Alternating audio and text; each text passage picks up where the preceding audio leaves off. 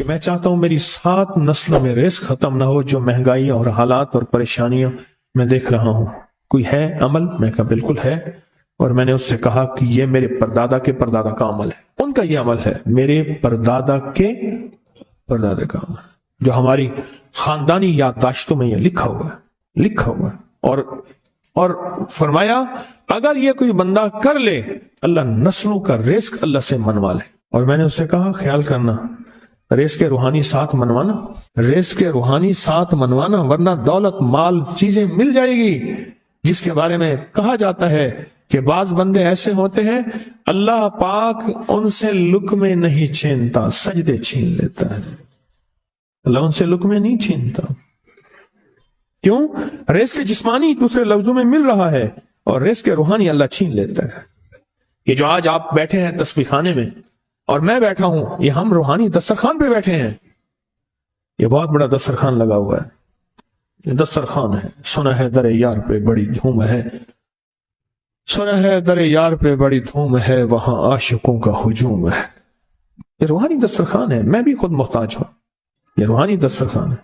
تو میں نے اس سے عرض کیا کہ ایک دسترخوان نہیں مانگنا، دونوں مانگنا، رزق روحانی بھی، رزق جسمانی تو اس کو بھی ملتا ہے جس کو کلمہ نصیب نہیں ہوا، رزق جسمانی تو اس کو ہی ملتا ہے جس کو کملی والی کی غلامی نصیب نہیں ہوئی، رزق جسمانی تو اس کو ہی ملتا ہے جس کے ماتھے پہ شقاوت لکھی ہے، رزق جسمانی تو اس کو ملتا ہے جو اللہ کا نافرمان ہے، رزق جسمانی تو اس کو ملتا ہے جو اللہ کے وجود کا انکار کرتا ہے، رزق جسمانی تو اس کو ہی ملتا ہے جو آخرت اور قبر کا انکار کرتا ہے، رزق جسمانی تو اس کو ملتا ہے جو جنات اور برزخ کا انکار کرتا ہے، رزق جسمانی تو اس کو ملتا ہے جو خود کملی والی کی نبوت کا انکار کرتا ہے، وہ تو بے بہا لوگ ہیں، ان کو ملتا ہے۔ پر تجھے بھی صرف رزق جسمانی ملا اور اللہ سے یہ منوا لیا، نہ یہ نہ منوانا، اللہ سے کہنا ہے اللہ رزق روحانی بھی دے اور رزق جسمانی بھی دے، 2 رزق کٹھے عطا فرما۔ کون سا رزق اور رزق جسمانی بھی دے، کہیں ایسا نہ ہو کہ میری نسلوں میں صرف مال دولت اور چیزیں ہوں اور تیرا نام اور تیرے حبیب کا نام نہ ہو، تیرا نام اور تیرے کملی والے کا نام نہ ہو، تیرا نام اور تیرے دوستوں کا نام نہ ہو، تیرا نام اور تیری آل و اصحاب کا نام نہ ہو، کہیں ایسا نہ ہو میں محروم ہو جاؤں۔ مجھے آل اور محمد اور آل محمد اور اصحاب محمد کی نسبتیں یہ بھی ساتھ عطا کیے رکھ۔ تو میں نے اس سے کہا کہ 2 چیزیں مانگنا۔ اچھا قدرت کا نظام ہے، تو دیوانے بھی ہوتے ہیں، یقین والے ہوتے ہیں، آپ جیسے آپ مخلص بیٹھے ہیں، اور پوری دنیا میں ہمارے ساتھ اس وقت مخلص بیٹھے ہیں جو ہماری آج کی محفل میں شریک ہیں، ہوتے ہیں دیوانے۔ مجھ سے کہنے لگا ایک وقت ایک جگہ ہو، بہت بہتر۔ میں نے اس سے کہا، میں نے کہا پھر بھی اگر ایک وقت ایک جگہ میسر نہ بھی ہو تو اگر عمل کسی وقت چوک جائے، عمل کی جگہ چوک جائے، عمل کا وقت چوک جائے، مجبوری میں نہ ہو تو بہتر ہے، پر توجہ نہ چوکے، دھیان نہ جائے، استحضار نہ جائے، یقین نہ جائے، اور سچا یقین ہو کہ میرا اللہ خود کہتا ہے یہ مانگنا بھی تو اسی نے دیا ہے نا، جب اس کریم نے مانگنا ہی خود دیا ہے تو عطا بھی خود کرے گا۔ نہیں خوف نارے جہیم کا کہ کرم ہے مجھ پہ کریم کا، وہ خود عطا کرے گا مجھے، اس نے مانگنا دیا دے گا۔ یقین ہو ایسا ایسا ایسا ایسا، اتنا زبردست یقین ہو، اتنا یقین ہو اللہ کے ملنے پہ اور اللہ کے مانگنے پہ، اتنا یقین ہو کہ گمان اور خیال سے بالا تر یقین ہو، بہت زیادہ یقین ہو۔ یاد رکھیے گا میری بات، میری طرف دیکھتے رہیں، یاد رکھیے گا جس کو ملا ہے یقین کی طاقت میں ملا ہے، اور جس سے چھنا ہے بے یقینی نے اس سے سب کچھ چھین لیا، بے یقینی نے اس سے سب کچھ چھین لیا۔ جس کو ملا ہے یقین کی طاقت سے ملا ہے، یقین ہو کہ میں کر رہا ہوں اور اللہ مجھے دے دے گا۔ کہا کہ کیسا یقین ہو؟ کہا جیسے بکری کے تھن دودھ سے بھرے ہوئے اور میں کہوں کہ میرے ہاتھ سے دباؤں گا اور دودھ نکلے گا، اس سے زیادہ یقین۔ اور کہا کس سے زیادہ یقین؟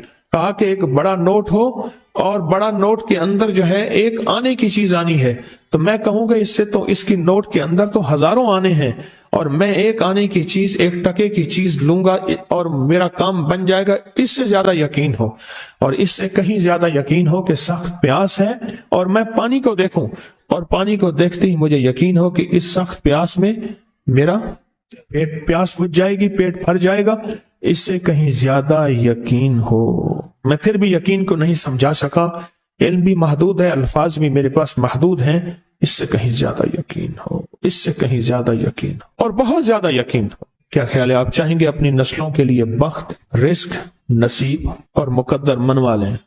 میں نے کہا روزانہ 40 منٹ بیٹھ، 40 منٹ صبح دوپہر شام، جو تیری تنہائی کا وقت ہو، کہ یا اللہ دنیا میں ایسی جگہ کوئی کہیں ہوتی، اکیلے بیٹھے رہتے یاد تیری دل نشیں ہوتی، اکیلے بیٹھے رہتے یاد تیری دل نشیں ہوتی، اور بس صرف ایک بار سورۃ فاتحہ پڑھا، اور اس کے بعد ایاک نعبد و ایاک نستعین کو دوہرا۔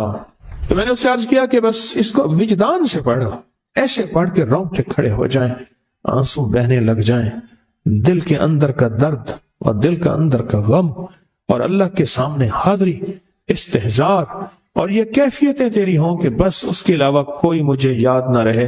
اس درد سے پڑھو صرف 40 منٹ۔ 40 کی عدد کے ساتھ کائنات کے رازوں کا بڑا تعلق ہے۔ 40 کا جو عدد ہوتا ہے، بس 40 کے عدد کے ساتھ پڑھ، اور بہت توجہ سے پڑھ، اور بہت دھیان سے پڑھ، بہت توجہ سے روز پڑھ۔ مجھ سے کہنے لگا کتنے دن پڑھوں؟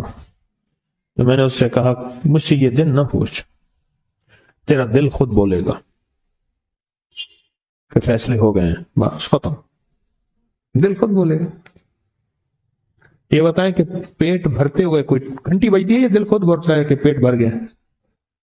پیاس میں بھی کوئی کہتا تو نہیں ہے کہ آپ کی پیاس بجھ گئی ہے، وہ دل خود بولتا ہے کہ بس اب پانی کی ضرورت نہیں ہے۔ نیند سے دل بھر جائے تو بس دل نے بس اب سو لیا، وہ اٹھیں۔ اسی طرح دل خود بولے، دل خود بولے، کیا بولے؟ دل خود بولے، اور دل اندر بولے، دل اندر بولے کہ اللہ پاک جل شانہ نے نسلوں کے لیے رزق، عزت، دولت، برکت کے فیصلے کر دی، بس دل بولے۔ کتنے دیر کر، اب یہ تیری اپنے مانگنے میں ہے، اب یہ تیری اپنے مانگنے میں ہے۔ مانگنے میں کمی ہے تو دل نہیں بولے گا، اگر مانگے گا تو پتہ نہیں دنوں میں یا ہفتوں میں، جتنے میں دنوں میں فیصلہ ہو جائے گا۔